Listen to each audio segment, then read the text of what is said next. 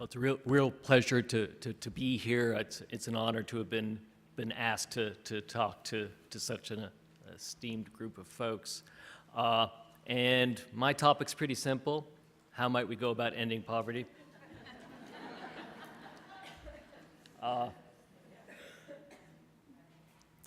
As many of you know, California is not just the land of plenty. Of course it is that, but it's also the land of poverty. If you measure poverty with a supplemental poverty measure, which many regard as the best measure of poverty that the country has to offer, if you measure it with that kind of poverty, like the California poverty measure that we at the center put out with the Public Policy Institute of California, if you measure poverty in that way, California has a higher poverty rate than any other state in the country,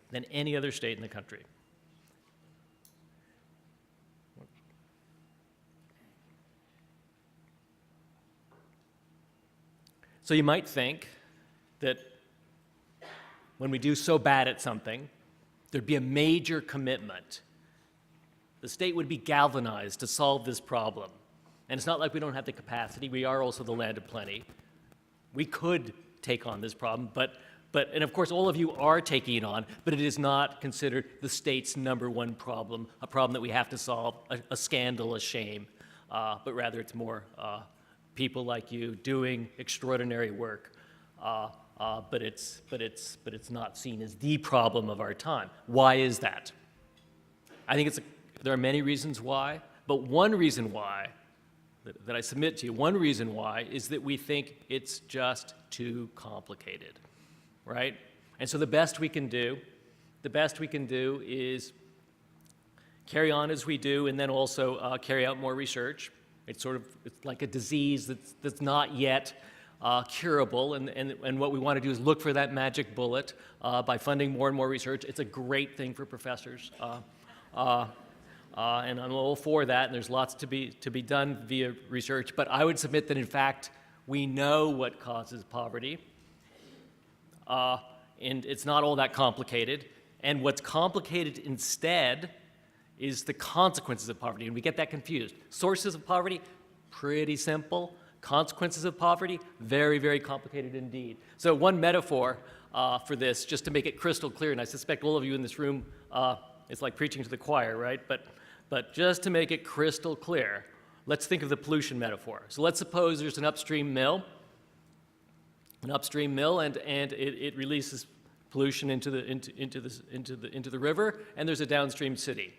And the stuff that's being released is pretty bad stuff. It turns out that it causes, let's say, all sorts of cognitive dysfunction. It causes asthma, depression, all sorts of health complications, right?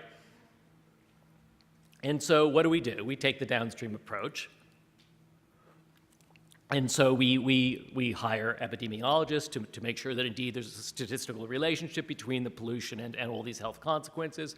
We hire all sorts of clinicians to train people about the health consequences and how to deal with them. Of course, physicians to treat those problems. We have lots of remedial teachers who deal with the cognitive dysfunctions that arise.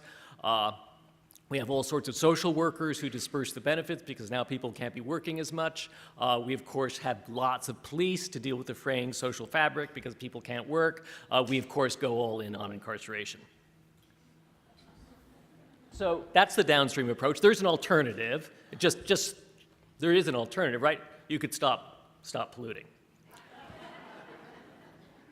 So is that a contrived metaphor? I don't think so. I think it's exactly what we're doing when it comes to poverty. Exactly what we're doing, by and large. Of course, holding aside all the extraordinary efforts of folks who are in this room.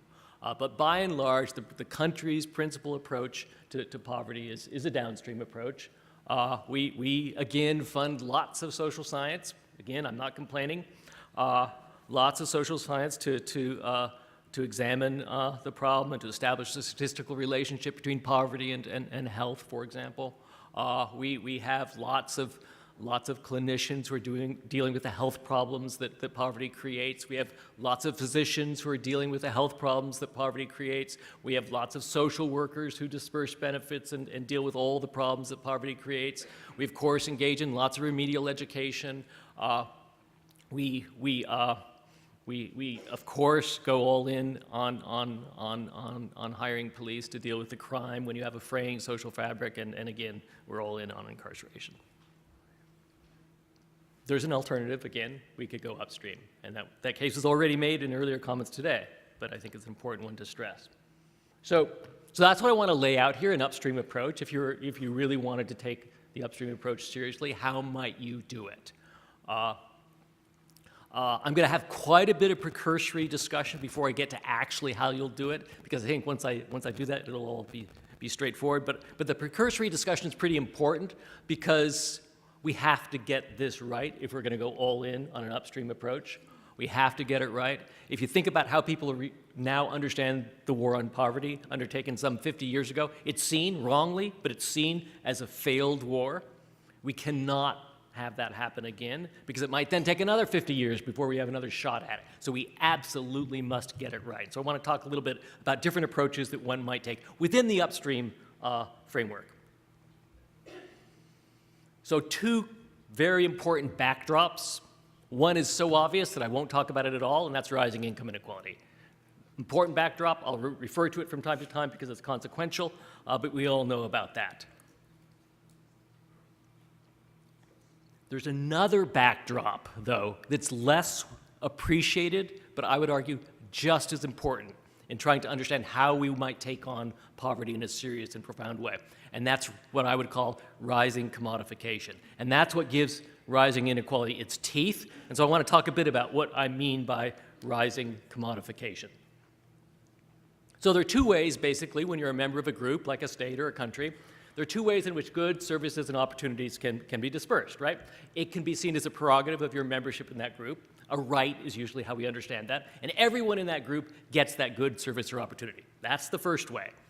The second way is, of course, you put the money on the table and you get the good or the service or the opportunity, right? Two ways. Rising commodification means that we're moving increasingly to that second way. If you want a good, if you want a service, if you want an opportunity, put the money on the table, okay? So what that means when you're poor, when you have both rising income inequality and rising commodification, it means that you're doubly disadvantaged. You have less in the way of money relative to rich folks to buy goods, services, and opportunities. That's the type of disadvantage with which we're obviously familiar. But the second type of disadvantage is that increasingly you need money to buy goods, services, and opportunity. You have less money now than you did in the past relative to others, and you need it, especially to buy opportunity for your kids. So you're doubly disadvantaged, and I want to talk a bit more about that. But first, an example that in and of itself doesn't matter one whit, but I think it makes clear what rising commodification is all about. So when you buy a plane ticket, you become, for a little moment in time, a member of a club, like United Club, Delta Club, American Club, right? You're a member of that society for a bit, right? And you might ask, well, what happens once you become a member of say, United Club? It used to be, in the past, that there was basically lots of public goods. Once you became a member of United Club, you knew that you could check your luggage, you knew you'd get a snack, a meal, and a movie. It was just one of your rights as part of United Club. Now, what do you have to do if you want a snack or a movie or to check your luggage? Money on the table, right? So that's the decline of public goods. Obviously a silly example, but also let's now think about the decline of public lotteries. It used to be, if you wanted a bulkhead seat or an exit row seat, you just had to be lucky, right? You would line up early or you'd check in early and you'd get it. Now, if you want that bulkhead seat or that exit row seat, money on the table. So that's the decline of public lotteries, decline of public goods, but now let's move to what really matters, right? Examples of the decline of public goods and the decline of public lotteries that are really consequential for children. So I'll start with the decline, just one example, and if you look, you'll find many, many more examples, but just one example of the decline of public goods. I'm talking about the loss of a dedicated child worker. It used to be that kind of one of the birthrights of all children was that you're going to have a loving mother take care of you. right? High quality childcare. And it's a great thing, obviously a wonderful thing that women have opportunities in the formal labor force. That's great. But let's think about what it means when you're poor. It means that if you want high quality childcare, what do you have to do? Money on the table. There are some examples. Of course, there's access to high quality childcare that's provided as a service, and that's great. We need to do more of that. But for lots of low income families, money on the table to get high quality childcare. And it's easy to put money on the table if you're rich, not a problem. But if you're poor, now you're going to have to buy that high quality childcare that was automatically available. Let's talk about the decline. So that's the decline, just one example of a decline of a public good, but one that's very consequential for rearing children. The second example I want to give is a decline now of public lotteries. And one of the big and profound developments of our time is rising economic segregation. So increasingly the poor are living among other poor people, and the rich are increasingly living among other rich people. It's the segregation, the economic segregation of neighborhoods. And it's continuing at pace all over the country and in California as well. So what does that mean? It basically means that it's harder now for poor people to win the lottery in terms of getting high quality neighborhood amenities, right? So in the past, maybe say 75 years ago, if you lived in Palo Alto, in the past about 75 years ago, if you were poor, you actually had a shot at living in Palo Alto. There were some apartments that were accessible to poor and working class families available in Palo Alto. Why did that matter? It mattered because then you would have access to very high quality schools that would give opportunity to your children, right? So there's a lottery, as it were, that you could win. You could reasonably hope to win as a poor person to get into a high amenity neighborhood that provided then opportunity for your kids in the form of, say, high quality public schooling. Now, that lottery's been basically shut down. You can't get into Palo Alto as a poor family anymore. There are no apartments that are within the reach of poor people anymore in Palo Alto, and the same is true in all well-off communities in the state and the country. It's very difficult now. We have rising segregation. The rich live with the rich. There aren't any slots available for the poor to live among the rich, and that's consequential because neighborhoods provide amenities that then provide opportunities to children. If you aren't familiar with the research on this point, take a look at Raj Chetty's analyses that show that where you grow up, the neighborhood in which you grow up, affect your opportunities for mobility profoundly. So what's the upshot? Opportunity increasingly has to be bought.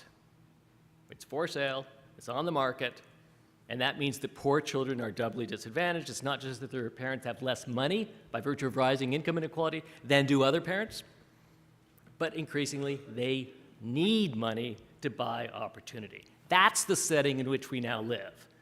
That's the setting. So you have to bear in mind there are two forces at work, rising income inequality and rising commodification. When they come together, it's a disaster.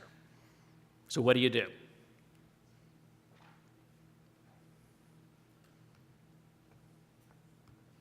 So there's basically two approaches. You can acquiesce to commodification. You say, okay, the forces making for commodification are unalterable, and what we have to do is recognize that opportunity and other goods and services are for sale, and so you're going to have to give poor families the money so they can buy opportunity for their kids. So you need to say commodification, done deal, nothing that can be done to alter it, and hence we've got to transfer money so that poor families can compete on the marketplace to buy opportunity for their kids. That's option one. It's the acquiesce to commodification option. And option two is to not acquiesce to commodification and try to decommodify. So those are your options. So let's think about option one. That's the acquiesce to commodification and engage in aggressive cash transfers. Point one, we know it works. That is, cash matters. There's a big, long line of social science research now. It's somewhat embarrassing, maybe, that we had this line of research, because you might have thought it was obvious, but there's a line of research that shows that If you give money to families, they will use it to buy opportunity for themselves and their children. And it works. And it's been done, say, in the UK. Whatever you might have thought of Tony Blair, one thing that he did, and if you don't know about it, read Jane Waldfogel's book on Britain's War on Poverty. One thing that Tony Blair did was engage in aggressive cash transfers to reduce child poverty in the UK, and it worked. It worked. Until he lost his office, and now that program's been totally dismantled, right? And so the problem with that approach is politically fragile, right? It will last as long as you have the political support for it, but there's lots of legitimacy problems. It's for reasons that we don't need to discuss, difficult to sell. And those same sorts of difficulties, I would argue, would obtain, and indeed there's evidence to suggest is obtained in California. So it works in terms of actually getting the job done, but having the political support for that type of aggressive cash transfer program is difficult.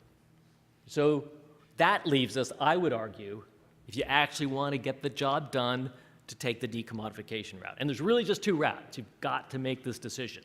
Well, if you have a third route, let me know. Actually, there is a third route, and we can talk about that. But it's way out there. Even Sanders wouldn't go there.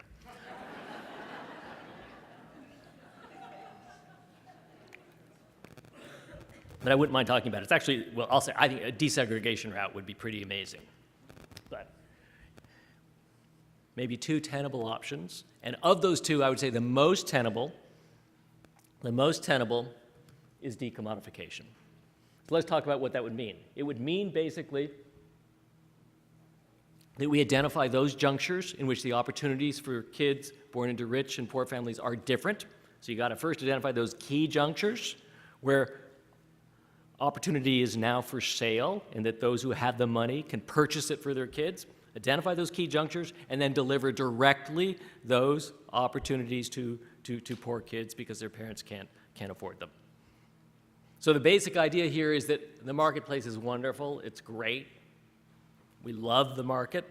It does a wonderful job of delivering goods and services, but there's one thing we really, really don't want to rely on the market to deliver, and that would be opportunity. Because we commit in this country to the idea that everyone, no matter how rich or poor their family might be, should have opportunity to get ahead. That's one of the most profound commitments of this country, and you cannot put that into the market. Everything else, fine. But when it comes to opportunity, it has to be provided to everyone. No matter how rich their parents may be, everyone should have an opportunity. So that's the logic. Of course, it means that you're going to commit very powerfully to equalizing opportunities for training, right?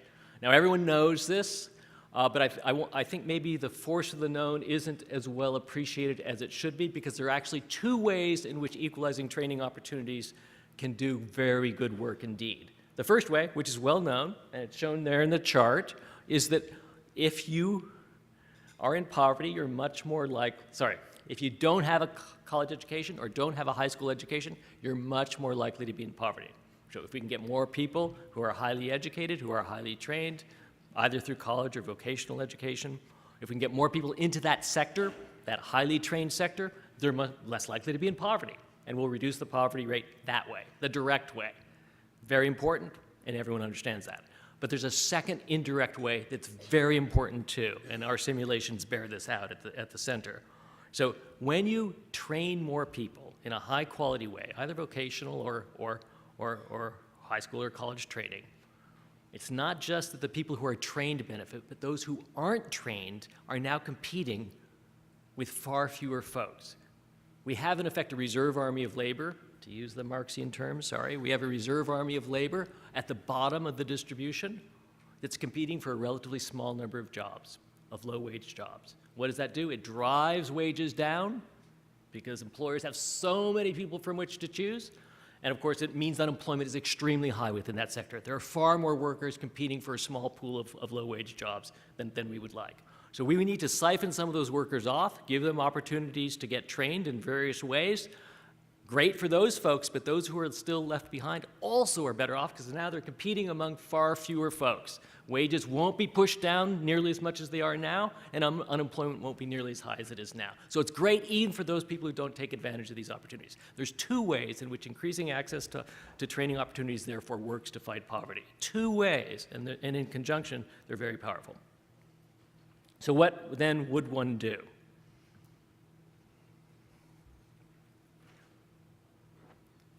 The basic idea is to identify each and every juncture where opportunities are unequal, and I've laid out the sequence of such junctures here, and then deliver directly those services that work to equalize opportunities. What we're doing, in effect, is outfoxing the rich. The rich are promiscuous in the way in which they spend on their children. They do not need to know what works and what doesn't. European finishing school vacation, do it. Maybe it works, maybe it doesn't matter. I'm not taking any risks with my kid, but when we're using taxpayer money, we have to make sure that unlike the rich, we spend the money on what we know works. So now this is the easy part, because you know more about this than I do. The first step would be, I would argue, home visiting. We need to equalize information about healthy practices. One consequence of having poor people live in poor neighborhoods and rich people live in rich neighborhoods is that there's unequal distribution of information about healthy practices. One might want to integrate. That was the third way that I suggested that's even to the left of Sanders. I think we should actually open up that discussion about integrating, about all of us living together. It doesn't strike me as all that radical, frankly. But absent that, we need to find a way, an artificial way, to diffuse information even when we have highly segregated neighborhoods. Home visiting is that way. It provides, for those families who want it, access to information about healthy practices. Wouldn't it be great if they could turn to a neighbor who had that information? But when you have highly segregated living arrangements, as we do now, that doesn't always work, and home visiting can solve that problem, as it were, artificially. The second point I'd make about home visiting, and I won't rehearse the evidence because I think it's pretty compelling, and you know it better than I do. The second point I'd make about home visiting is, as we come to know ever more about cognitive development early on, prenatally and postnatally, as we come to know ever more about that, we need an infrastructure to diffuse that information quickly to people who could profit from it. And home visiting sets up that infrastructure. It's immensely important now, but as we learn ever more, and we're going to be learning lots very quickly from here on in, we need that infrastructure in place, and home visiting delivers it. So with that infrastructure, we'll have more nearly equal capacities across the economic distribution. We'll have healthy practices available to everyone. So that's great, but that's of course just step one. That's the very earliest intervention, prenatal and postnatal. Then there's of course early childhood education. You know, again, much more about this than I do, but I would agree with the statement that the evidence is clear-cut. And the only point I would make is that there is something that one needs to do clearly above and beyond equalizing access to training, and that's that you need to make it obvious that there's an interest in making that investment. So if you're raised now in a neighborhood in which chances of incarceration are sky high, you can very reasonably decide there's no point in making this investment in human capital, right? Because your chances of actually being able to exploit that investment are very depressed, right? So just a wholly rational action account as to why you might forego some investments. And so the way to address that, of course, is to bring down those rates of incarceration. So a wholly radical supply-side approach really does need, in the best of all possible worlds, need to be joined with some other types of reforms that make it clear that that investment in training will have a payoff. So as important as early interventions are, and I would agree again with the statement that the science on that's very, very clear, there's still some opportunities to engage in later investments that should be exploited.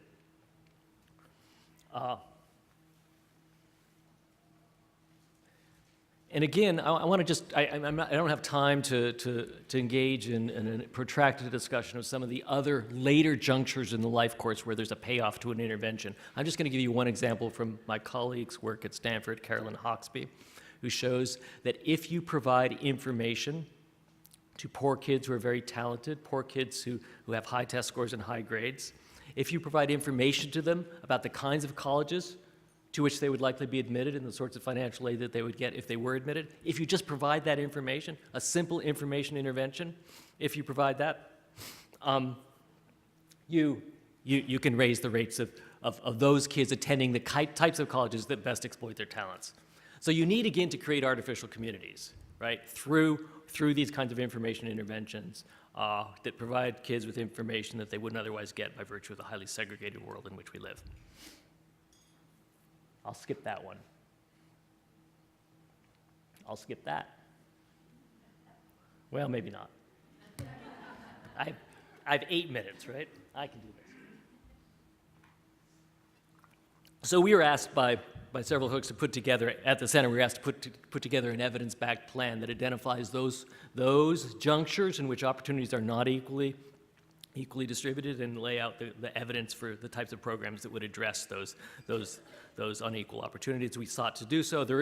We're a nonpartisan group, but there's an effort afoot in California to assemble this plan into a proposition. Signatures are being raised now. I think this, if it gets on the ballot, I think it's going to pass.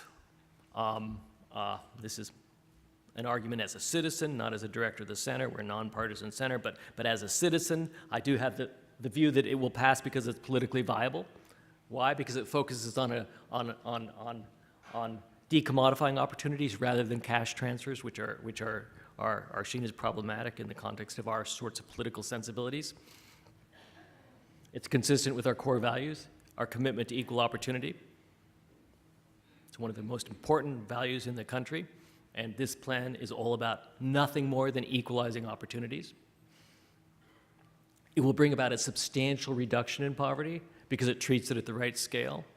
This is a big effort. This means funding these things at a level that comes closer to leveling the playing field. The playing field will not still be anywhere near level, but it will be a lot closer.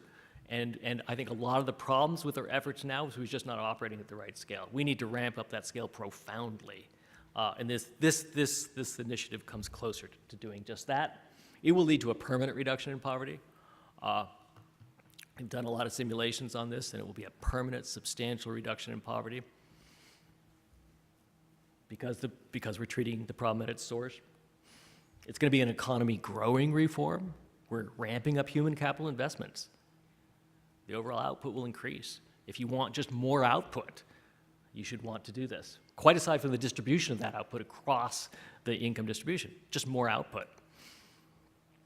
And it's a money-saving reform. That is, once it flows through the system, we'll be drawing a lot less on social services. So that's a pretty powerful argument, I would say, and that's why I think at the end of the day, those kinds of arguments will prevail. I'm going to conclude. Is it 5 minutes? Is that right? Okay. I want to conclude by talking a bit about an ongoing need for more research. I led off by saying actually the research is very clear. It's time to stop researching and start doing in a profound way. But actually, but I still want a job. And I think there's some real troublesome forces at work now that are changing the face of poverty. This new 21st century type of poverty is worrisome.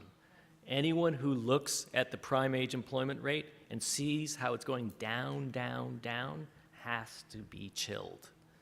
This is the new 21st century form of poverty that is a specter that we have to take on.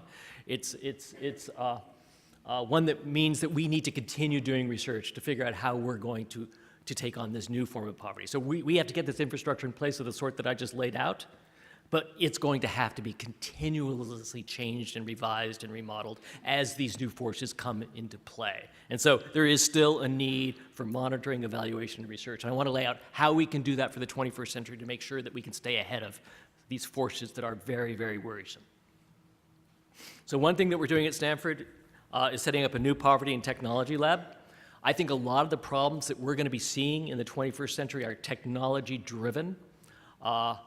How many of you have eaten in restaurants where you now give your order to a touchscreen? What do you think the future is going to be? Service labor is now under threat, and that's often labor that's undertaken by people who are poor. So technology is part of the problem, but it can be harnessed and used against itself, and this poverty and technology lab that we're setting up is intended to do just that. That is, there's two things that technology can do and do really well. It's mainly done now for the purpose of making money, which is great, but it can also be used for the purposes of reducing poverty, and that's reducing transaction costs and reducing information costs. I talked a lot already about how we need, in the context of a highly segregated world, to reduce to increase the flow of information in a free and open way, and actually technology can help on that. And so this lab is intended to exploit the capacity of technology to reduce the costs of distributing and disseminating information. That can be used to fight poverty.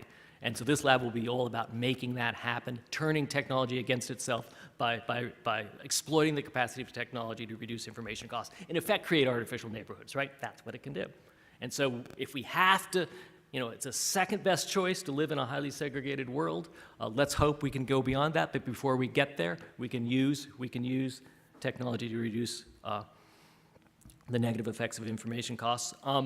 The other is transaction costs, right? So the other thing that technology is great is reducing transaction costs. We're living in an economy that has increasingly precarious work, in which poor people have to put together many jobs. It's often a spot labor market. You need to have a way in which you can match employers who have an immediate, perhaps short-term need for labor with folks who are willing to take that on, and technology can be harnessed for those purposes too. So the upshot is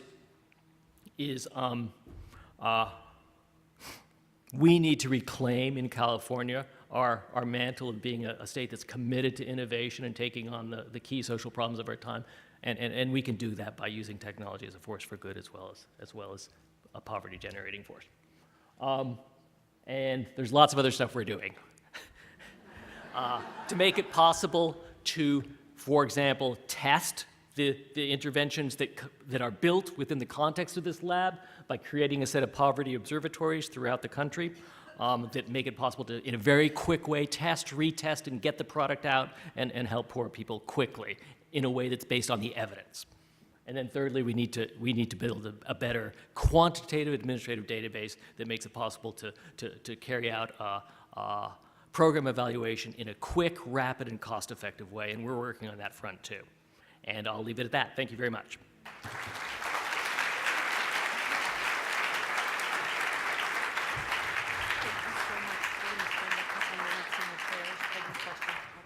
And he's going to bring us on mic.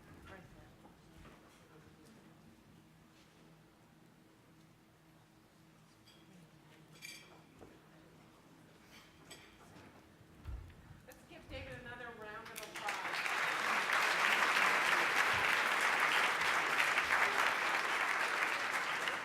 So for the moment, I'm going to talk loudly till we get a mic, but we have just some questions from the audience that are going to come forward, but want to start by what fascinating work you do. And as we, as a room full of advocates, look at how do we take this message, how do we take, is it on? Sorry. Oh, there we go. How do we take this message and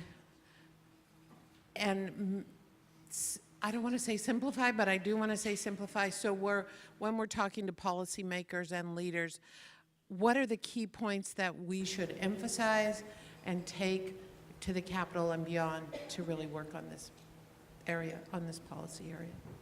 That is a great question, and I would say the number one take-home point, and the argument that I think sells, because it's right and on the mark, is that we have commodified opportunity. Opportunity is for sale in this state and in this country in a way that we had never before imagined, in a way that's inconsistent with the ideals of this country and certainly this state, and that we need to make it clear that it's not a level playing field, that basically you need to increasingly put money on the table to buy opportunity for your kids. We talk about public education. It's not public. It's not public, right? You have to buy your way into a high-quality neighborhood. That's very expensive to get the high-quality education. That's not public education. It's a private system in which we've commodified opportunity by making it necessary to pay huge sums of money to get into the neighborhoods that deliver high-quality schooling. Opportunities for sale. Opportunities for sale in the way it shouldn't be. Yeah. Great, okay. Everybody take good notes. All right, questions? Do we have questions? Got it.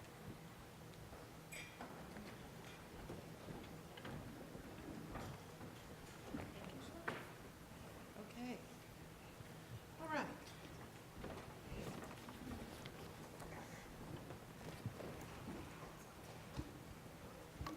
Okay, first question is, are you suggesting we decommodify early care and education by putting birth to 5 care and education into the publicly funded sector, like K-12 public education? Yes. Okay, moving on.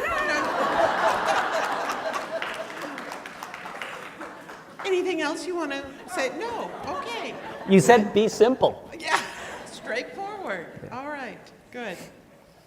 It may be likely that as long as income inequality is high and rising, the rich will always find ways to buy additional opportunities for their kids.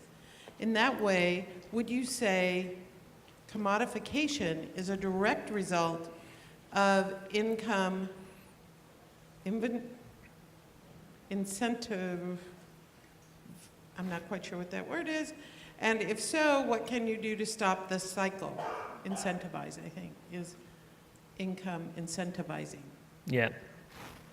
Yeah, that's a great question. I think I understand that question. Yeah, I think I know where it's going, and it's a pretty deep one. And the argument, as I understand it, is that insofar as there's an ever-growing group of folks who are very, very well off, their incentive in investing in a public sector is diminished because they are just fine buying those services and opportunities for their kids directly on the market. The market serves them well. Commodification of opportunity is unproblematic if you're well off because you have the money to buy the opportunity. And in fact, you might well want to be protected. You want your kids to be protected from competition from below. And commodification actually serves that objective, right? It makes sure that your kids have a monopoly situation with respect to opportunity and are protected from competition from those whose parents don't have the money to buy a place at the table. So yeah, I think that's on the mark. And so you might be very worried about how you could possibly overcome those forces. And I think what we need to do is identify those junctures where the inequalities of opportunity are especially important and profound, and that's where you deliver the decommodifying opportunities for everyone. So then you reduce the game to one of the rich trying to find those places where they can advantage their children on the margins, like sending them to Europe for that finishing school vacation. Fine, let them have that. And if we can give the most basic equalization, if we can make the most basic equalization happen, then we'll have gone a long way. Okay, great. Next one, can you share a bit more about your plans to develop a longitudinal data system? That one I planted, right? Yeah. So we're working both at the US and the California level in collaboration mainly with the Census Bureau. And the basic plan is as follows, and it's a bit controversial, so I welcome, it's potentially controversial, so I welcome your reactions. The idea is that basically, because of the Paperwork Reduction Act, we have an obligation in the country and in the state to exploit such data as is available and use it for the best possible purposes for monitoring poverty and inequality and evaluating programs. We ought not go off and do one-off evaluation studies or one-off surveys and studies if we already have the data in place. And indeed, the Paperwork Reduction Act requires us to do just that. So we have censuses that are taken decennially. We have the American Community Survey that's delivered every year. And they're treated as single cross-sections. But in fact, you can link these data from year to year and create what's a cross-sectional data set into a longitudinal one We can digitize, and we're doing it now, past censuses, starting with the 1990 census, so that we can reach back in time and evaluate the long-run effects of programs. So basically, you can link these cross-sectional studies into longitudinal panels. We will have data that's as good as that Sweden has when we carry out that linkage. All the analyses will be carried out in protected environments. The data will be de-identified before those analyses happen. They'll be carried out within research data centers that are run by the Census Bureau. There's never been a security breach in that environment. John Thompson, the head of the census, goes around the country saying, we've never had a breach. We know how to get it done. Of course, we should always make sure that the security environment is ever better, but we know how to make this happen and analyze those data by linking them, and then we can compete with other European countries that have far better data resources than we do. They're building their social programs in an evidence-informed way. Now we're operating in the blind. And so yeah, that's the deal. Thank you. Okay, how do we develop the political will to give equal opportunity for all? It will cost billions of dollars. And secondly, where do we find the resources, the money? Well, the one upside to carrying on this fight in the context of rising inequality is that there is a lot of capacity at the top. And so the proposition for which signatures are now being collected, and again, I'm not involved in that effort at all, but as I understand it, it's focused on a progressive property tax. Prop 13's intact, no problem, intact, but those properties that are assessed at more than $3 million are taxed at a slightly higher rate. And I think that's one way forward. But there are many ways forward. The larger point is that there is an upside to rising inequality. There's lots of folks at the top who are very interested in helping, lots of folks, and we can exploit that capacity. Great. This is our last question, and I know you all have others, which I'm not sure what we're going to do with. Oh, we're going to give to you. Okay. So here's the last one. Short of equalizing opportunities for all children due to limited resources right now, what do you think about targeted universalism? I'm not sure. Targeting the strategies to the most in need with the goal of equal outcomes for all. Yeah, I think you have to do some targeting. There's no doubt about it. For two reasons. Politically, a universal program isn't always going to garner support in the U.S. context. It works well in social democratic countries, less well in terms of getting support. I mean, once something becomes universal, then there's support. But getting over that hump and making something universal is obviously very difficult in this kind of political climate. And so some targeting is going to be needed. Yeah. So I think compromises in that regard have to be made. Yeah. Great. Thank you so much for spending time with us this morning. We've all learned so much. Thanks so much. All right.